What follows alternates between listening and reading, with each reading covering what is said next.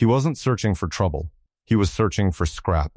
But that morning, in a forest where silence felt heavier than hunger, a poor boy opened the trunk of an abandoned car and found something no child should ever see. By sunset, 3 lives would be forever changed. The boy had not eaten since the previous afternoon, but hunger was an old companion, familiar, dull, and constant. What felt different that day was the silence. The forest seemed to hold its breath, as if it knew something he didn't. His slippers were torn at the edges. His shirt carried yesterday's dust. His ribs pressed lightly against thin fabric. Yet he walked with quiet determination, not like someone defeated, but like someone searching for a chance. In town, people called him unlucky. They said misfortune followed him the way shadows follow light. They said poverty had chosen his house and decided to stay. But the boy still believed something could change. That morning he had gone deeper into the woods than usual, scanning the ground for discarded metal, broken wires, anything he could sell. Every coin mattered now. His mother had been burning with fever for days. She still smiled when he looked at her, still said, "We will be fine." But her eyes told another story. He whispered sorry to her in his heart with every step he took. This was not about pocket money. It was about medicine. It was about food.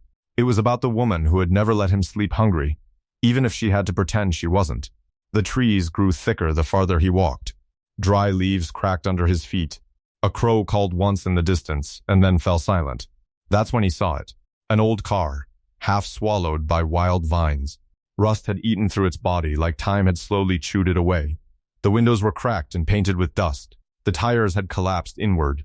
It didn't look abandoned for days. It looked abandoned for years, like something the world had forgotten. The boy stopped walking. Children who grow up poor learn something early. Strange things are rarely lucky things. He glanced around. No movement, no voices, no smoke from distant cooking fires, just the wind brushing leaves together like whispers. He told himself it was only metal. Metal meant money. Money meant medicine. Slowly, carefully, he stepped closer. Up close, the car felt colder than it should under the morning sun. The air around it carried a strange stillness. He brushed vines aside and circled the vehicle once. Then he noticed it. The trunk. It wasn't fully closed, just slightly open, barely an inch. Darkness showed through the narrow gap. His heart tightened. Curiosity pressed forward. Fear pulled back. He remembered stories. Stories of stolen goods, of criminals hiding things, of police blaming the nearest poor child when questions needed answers. For a moment, he almost turned around. His mother needed him safe, more than brave. But then, a sound. Soft, faint, like something trying to cry without strength. He froze. The forest seemed to lean closer. The sound came again, barely there, like a breath caught between life and silence. His throat went dry. "Allah, help me," he whispered under his breath, just like his mother did when bills piled higher than hope. He placed both trembling hands on the rusted edge of the trunk. The metal screeched when he pushed. The sound cut through the forest like a warning. Dust burst into the air, stinging his eyes. A sour, damp smell escaped from inside, old fabric, trapped air, something else he didn't recognize. He coughed, covering his nose with his sleeve. Then he looked inside. At first, it was only shapes. Shadow layered over shadow. But as his eyes adjusted, the shape became clearer. It wasn't scrap metal. It wasn't treasure. It wasn't stolen goods. It was small, curled tightly. A child. He stopped breathing. A little girl lay inside the trunk, her knees drawn toward her chest as if trying to fold herself smaller. Her clothes were dirty. Her lips were cracked. Sweat clung to strands of hair stuck against her face. She wasn't moving properly. One of her fingers twitched weakly. The world narrowed into one terrible realization. Someone's daughter had been left here. He forgot hunger, forgot scrap, forgot fear of police, forgot everything except the simple, unbearable truth that no child should ever be hidden inside a car trunk. He swallowed hard. "Hey, hey," he whispered, his voice fragile. "Please wake up." Her eyelids fluttered. For a second, her eyes opened, unfocused, frightened, wild. She saw him and stiffened, terror flashing across her face. "I won't hurt you," he said quickly. "I promise.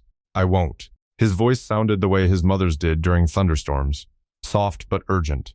She tried to speak. Nothing came out but dry air. Guilt stabbed through him suddenly, sharp and unexpected. He had seen this car before, weeks ago, near the highway. He had ignored it. Rich people's problems, he had told himself. Now that memory burned like fire under his skin. He looked around the trees again. Who had done this? Who leaves a child like discarded metal? Anger rose inside him, not loud, not explosive, but deep and steady. Carefully, as if touching something made of glass, he reached in. Slowly, he murmured, "It's okay." Her body was light, too light. He slid one arm behind her back, the other beneath her knees, and gently lifted her from the trunk. She winced faintly, and that sound hurt more than hunger ever had. "I'll take you home," he said, even though home was nothing more than a small room with cracked walls and a leaking roof. He didn't think about whether they had enough food. He didn't think about whether trouble would follow. He only thought one thing: she cannot stay here. The walk back felt endless. Her head rested against his shoulder. His thin legs trembled beneath the extra weight, but he refused to stop. Every rustle in the trees made him glance back, but the forest stayed silent. Silent, like it was hiding something, like it was ashamed. And with every step forward, the boy carried more than a child. He carried a decision that would change everything. The tin roof of their house came into view just as the sun began to lower itself behind the trees. From a distance, it looked fragile, a structure stitched together by stubborn hope rather than strong materials. He adjusted the little girl in his arms and pushed the wooden door open gently with his foot. "Amy," he called softly, breath uneven. "I found someone." His mother was lying on the thin mattress in the corner. Even sitting up seemed to cost her strength these days. Fever had drained the color from her face, but not the warmth from her eyes. When she saw the small figure in her son's arms, shock flickered across her features. For 1 second, just one, worry appeared. They had no savings, no extra food, no medicine even for themselves. But then something stronger replaced the worry. Compassion. "Put her here," she said quietly, moving her only blanket aside without hesitation. Careful. Slow. He knelt and laid the girl down. The mattress dipped slightly under her tiny weight. Up close, his mother studied the child's face the way only mothers can, reading pain that doesn't need words. "This child is terrified," she murmured. The boy rushed to pour water into a cracked plastic cup. His hands shook as he held it to the girl's lips. "Small sips," he whispered. She drank slowly, eyes wide, watching every movement as if the world had not earned her trust yet. "What is your name, Beta?" his mother asked gently, brushing damp hair away from the girl's forehead. The girl tried to answer. A faint sound escaped, barely audible. Tears slipped down her cheeks. Silent, exhausted tears. The boy looked down at his feet.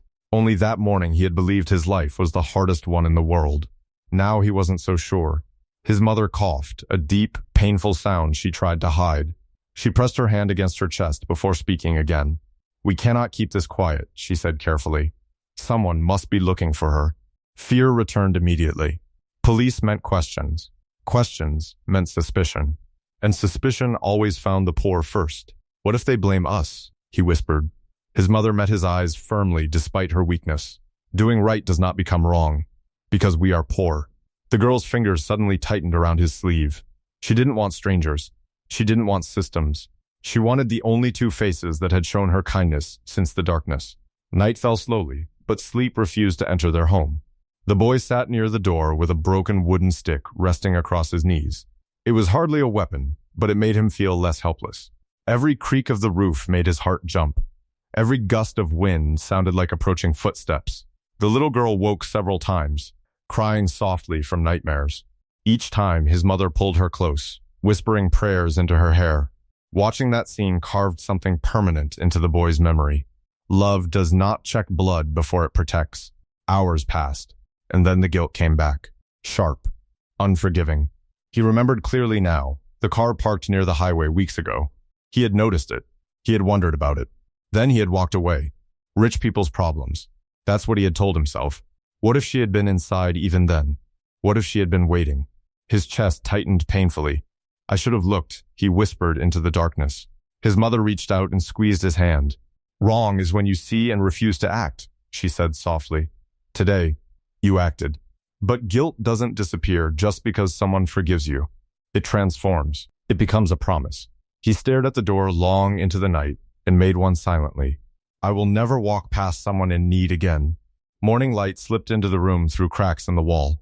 He had not truly slept, but his decision was clear long before the sun rose. He washed his face with cold water from a metal bowl. The fear was still there. It would not vanish so easily. But something stronger stood beside it now. Responsibility.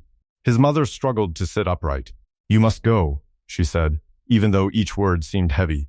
"Take her to the police. Tell everything." The girl clung to him as they stepped outside. People stared. They always stared at torn clothes and thin faces. No one knew they were walking with a story that would soon spread across the city. The police station stood at the edge of town, paint peeling from its walls. Inside, officers looked up with guarded expressions when they entered. The boy's throat felt tight. He told the story anyway. About the forest, about the car, about the trunk slightly open, about the sound, about the little hand twitching in the dark. The officers exchanged looks. Suspicion passed briefly across their faces, trained instinct. The boy felt the familiar sting of being judged before being heard. But then something happened. The little girl stepped forward, her small fingers wrapped around his hand. "He saved me," she said softly, her voice clearer now. The room changed, like air shifting before rain. Phones were lifted, calls were made. A name was repeated several times between officers. The boy caught fragments of words. Missing. Kidnapped. 3 days. Within an hour, the station filled with urgency. And then, the doors burst open. A woman rushed in first, her face pale with sleepless nights and fear. Behind her came a man in an expensive suit, eyes red, breathing uneven. When they saw the girl, the world stopped. They dropped to their knees, crying, holding her, repeating her name over and over, as if afraid she might vanish again. The boy stepped back quietly. He didn't know where to look. Relief flooded him first. Then something else. Understanding. Fate had placed him exactly where he was needed. An officer approached him with softened eyes. "You did something very brave," he said. The rich father stood and walked toward him slowly. Up close, the man looked less powerful and more broken. "I don't know how to thank you," he said. The boy glanced at his mother in his mind, her thin hands, her fevered forehead, her steady voice. Good hearts are richer than money. The man reached for his wallet. The boy gently shook his head. "I just didn't want her alone," he replied. And in that moment, the poorest child in the room carried the greatest dignity. Cameras began to appear at the door. Reporters. Flashing lights. The noise grew louder. But the boy only wished to return home. He had not saved someone for attention. He had simply opened a trunk when others might have walked away. Still, before leaving, he said one sentence that silenced the room. No child should ever be left alone, no matter who they are. And those words traveled farther than he ever would. The police station slowly emptied, but the impact of what had happened did not. The little girl refused to let go of the boy's hand until her mother gently pulled her close again. Even then, her eyes kept searching for him, as if he had become a bridge between darkness and safety. Reporters circled. Cameras flashed. Questions flew through the air. "How did you find her? Were you scared? Did you know she was missing?" The boy felt small under the attention. He wasn't used to being seen. He was used to being overlooked. An officer confirmed what the city had been fearing for days. The child had been kidnapped. The abandoned car had been moved from place to place to avoid suspicion. Somehow, it had ended up in the forest where a hungry boy searching for scrap metal had noticed what trained investigators had missed. Sometimes fate does not knock on the doors of the powerful. Sometimes it whispers to the poor. The rich father approached again, more composed now but still shaken. "I owe you more than I can ever repay," he said quietly. The boy lowered his eyes. "You don't owe me," he answered. Anyone should have done it. But the father knew that wasn't true. Many had walked past that car. Many had seen something unusual and ignored it. Courage is not about strength. It is about stopping when others keep walking. Before leaving, the father asked gently, "May I visit your home?" The question surprised the boy. No one important had ever asked to see where he lived. He hesitated for a second, embarrassed by cracked walls, by the leaking roof, by the thin mattress where his mother rested. But dignity is not ashamed of truth. He nodded. By late afternoon, a modest black car stopped in front of their small house. Neighbors peeked through windows, whispering. The rich family stepped out carefully, looking around not with judgment, but with quiet realization. Inside, the boy's mother tried to sit up when they entered.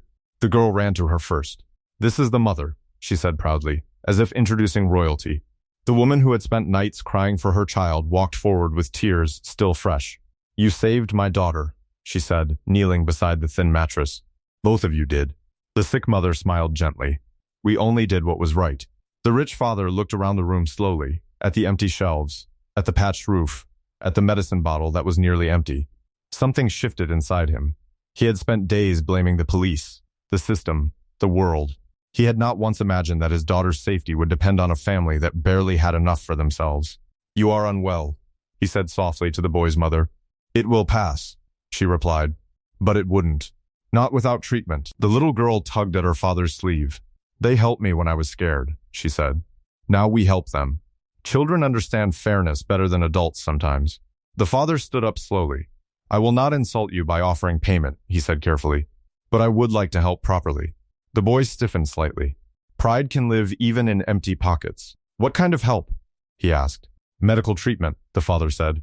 "Education for you. And repairs for this house. Not as charity, but as gratitude." Silence filled the room.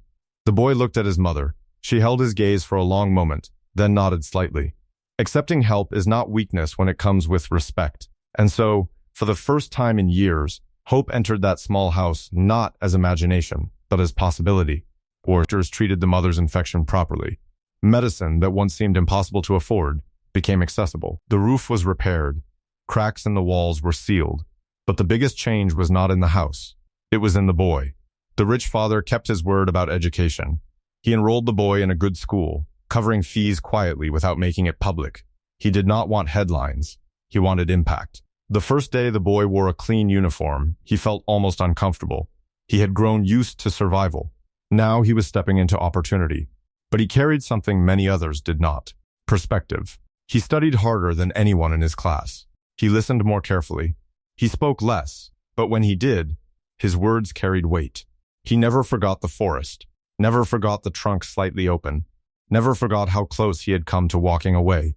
Years passed. The little girl visited often.